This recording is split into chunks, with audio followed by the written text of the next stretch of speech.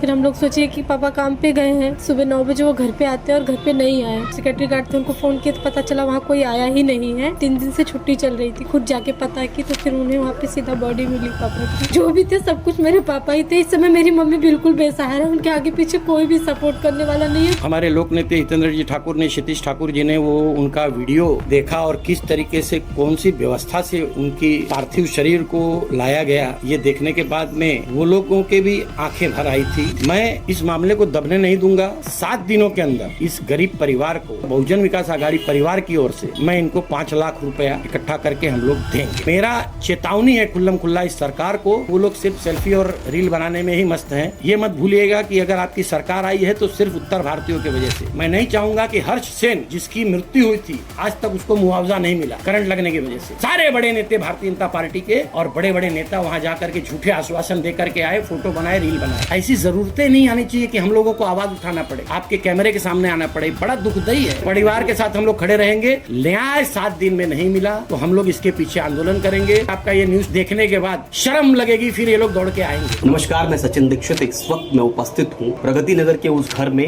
जिसकी चर्चा इस समय संपूर्ण तालुके में हो रही है। वो है रमेश तिवारी की मृत्यु। रमेश तिवारी चूंकि एक सिक्योरिटी गार्ड थे, वो अपनी ड्यूटी के लिए गए थे, लेकिन इस जल भराव के तांडव में उनकी बहकर मृत्यु हो जाती है। इस घटना के बाद में चूंकि आपदा प्रबंधन का एक व्यवस्था होती है शहर में, आपदा प्रबंधन पे हुई घटनाओं पर सरकार उनकी सहायता करती है। इन सभी बातों को ध्यान में रखते हुए हम परिवार से मिलने आए, आइए हम बातचीत करते हैं कि आखिर रमेश तिवारी के परिवार में कौन कौन लोग हैं और इस समय कैसी परिस्थिति है, सरकार की तरफ से, प्रशासन की तरफ से क्या कुछ हुआ इस संपूर्ण विषय पर। खासकर आप लोग ध्यान सुनिएगा कि आपदा में, इस तरह की जल संकट में, पूरी जल भराव रमेश तिवारी अब हमारे बीच में नहीं रहे। आइए बात करते हैं। बेटा, परिवार में कौन कौन था और पापा जब आपके रमेश जी घर से निकले तो उस समय कैसे उनको और क्या कुछ घटना हुई थी, जरा उस रात की बात बताइए। पापा शाम को यहाँ से 6 बजे काम के लिए निकले। उनको बहुत मना किया गया लेकिन फिर भी नहीं माने, बोले मुझे काम पे जाना है। निकले तो फिर हम लोग सोचे कि पापा काम पे गए हैं और उसके बाद में सुबह 9 बजे वो घर पे आते हैं और घर पे नहीं आए। 10 बजे तक मम्मी वेट की कि आ जाएंगे लेकिन नहीं आए। तो फिर मम्मी खुद ढूंढने के लिए निकली। वहाँ पे फोन उनकी कुछ पता नहीं चला। वहाँ पे जो सेक्रेटरी गार्ड थे उनको फोन किया तो पता चला वहाँ कोई आया ही नहीं है। मतलब 3 दिन से छुट्टी चल रही थी, कोई गया ही नहीं था। लेकिन फिर भी जब मम्मी वहाँ खुद जाके पता की तो फिर उन्हें वहाँ पे सीधा बॉडी मिली पापा की और कोई भी नहीं था वहाँ पे। अकेले सिर्फ पापा ही मिले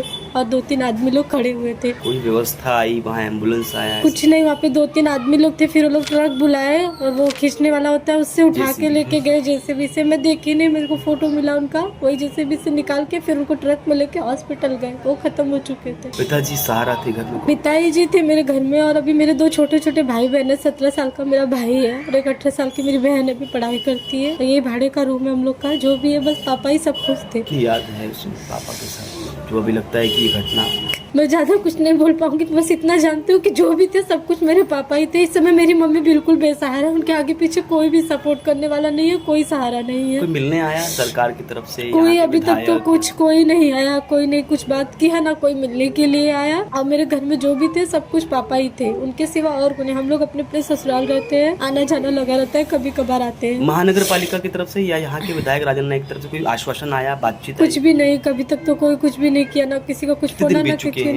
आज 3 दिन हो गए, कोई नहीं, कोई कुछ भी नहीं। क्या गुहार लगाएंगी सरकार? मैं बस यही चाहती हूँ, मुझे न्याय मिलना चाहिए। उनका कोई सपोर्ट, कोई सहारा करने वाला नहीं है। कुछ तो सरकार की तरफ से न्याय मिले, बस इससे ज्यादा और क्या बोलूँ मैं। ये बेटी है जो रो रही है, बिलख रही है अपनी माँ के अब न्याय के लिए, क्योंकि अगर वो नाला खुला ना होता, प्राप्त जानकारी के अनुसार नाला उनको पता नहीं चला और पैर गया, उसके बाद उसमें बहकर आगे चला है। विनय जी, जिस तरह से घटना हुई है, आप आए हैं यहाँ पर, बहुजन विकास आघाड़ी के कार्यकर्ता हैं, वरिष्ठ हैं, और विनय जी हमारे उपस्थित हैं, उनसे बात करते हैं। विनय जी, क्या कहेंगे? अभी तो कोई मिलने नहीं आया, 3 दिन बीत गया है। ये कोई आया चाहे न आया, ये तो अभी राज कर रहे हैं। जो चुन के आए हैं ये उनका विषय है। इस विषय पे मैं राजनीति नहीं करना चाहता हूँ। मैं यहाँ पर आया हूँ लोक नेता हितेंद्र जी ठाकुर, क्षितिज ठाकुर जी, राजीव पाटिल जी, उमेश नाइक जी, इनका प्रतिनिधित्व करने और बहुजन विकास आघाड़ी का प्रतिनिधित्व करने और हमारे एक उत्तर भारतीय का, ऐसे उत्तर भारतीय का जो इतने बरसात में भी अपने कर्मों को, अपने कार्यों को प्राधान्य दे करके ड्यूटी पर निकले थे। लिए। मैंने हमारे लोक नेता हितेंद्र जी ठाकुर ने, क्षितिज ठाकुर जी ने वो उनका वीडियो देखा और किस तरीके से कौन सी व्यवस्था से उनकी पार्थिव शरीर को लाया गया, ये देखने के बाद में वो लोगों के भी आंखें भर आई थी कि ये क्या हो रहा है। मैं इस मामले को दबने नहीं दूंगा। मैं प्रशासन को चेतावनी दे रहा हूं कि 7 दिनों के अंदर इस गरीब परिवार को इस आपदा में हुई मृत्यु में, ये मृत्यु आपदा में हुई, लेकिन आपदा में भी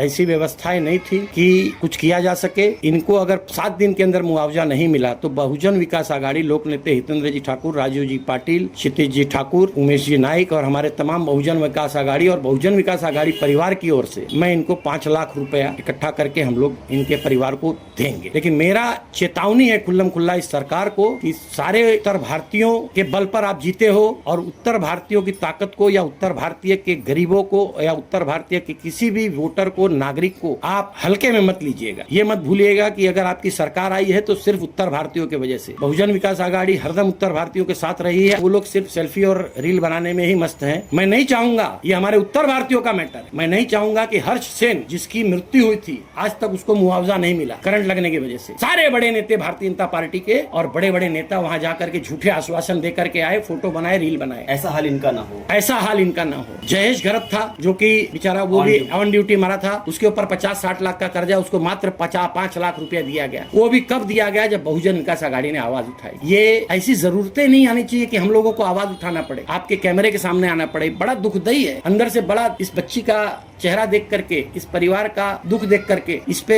हम लोगों को नहीं आना चाहिए। सरकार को सामने से खुद को आना चाहिए। लेकिन बड़ी शर्म की बात है कि कोई नहीं आया। परिवार के साथ हम लोग खड़े रहेंगे। न्याय 7 दिन में नहीं मिला तो हम लोग इसके पीछे आंदोलन करेंगे और उत्तर भारतीय समाजों से मैं निवेदन करूंगा कि खुलकर आए इस परिवार के लिए। अभी आपका जो चैनल पे आपका ये न्यूज चलेगा, देखने के बाद शर्म लगेगी, फिर ये लोग दौड़ के आएंगे। आना भी चाहिए, नहीं आने के साथ इस परिवार का मदद भी होना चाहिए। मैं लोगों से हाथ जोड़ के निवेदन करूंगा इस परिवार की दुख को देख करके, छोटे छोटे बच्चों को देख करके, इस आपदा में हुई मृत्यु के लिए हम सब जवाबदार हैं। ये सरकार जवाबदार है। हमें इन परिवार की मदद करनी चाहिए। मैं इससे ज्यादा कुछ नहीं। तो ये विनय जी थे, इन्होंने कहा है कि 7 दिन के अंदर अगर शासन और प्रशासन ने मदद नहीं की तो आने वाले समय में बहुजन विकास आघाड़ी निश्चित रूप से आगे आएगी और उन्हें मुआवजे के रूप में जो मदद होगी वो देगी। लेकिन कहीं न कहीं सरकार के हाथ में सब कुछ है। इस आपदा प्रबंधन की निधि होती है, उसके तहत भी मदद की जा सकती है, महानगर पालिका के द्वारा मदद की जा सकती है। और परिवार की मदद इसलिए करना चाहिए क्योंकि जिस घर में हम बैठे हैं ये घर किराए का है। इसके अलावा परिवार में एक ही शख्स जो कमाने वाला था वो थे रमेश तिवारी। अब वो इस दुनिया में, इस आपदा में उनकी मृत्यु हो चुकी है, उस दुनिया में नहीं है। तो कहीं न कहीं मदद करने के लिए शासन प्रशासन को आगे आना चाहिए। अब देखना ये होगा कि इस चेतावनी के बाद में कौन आगे आता है या ये सारी बातें हर्ष सेन और जयेश घरत जैसे मामले की तरह ही हो जाता है।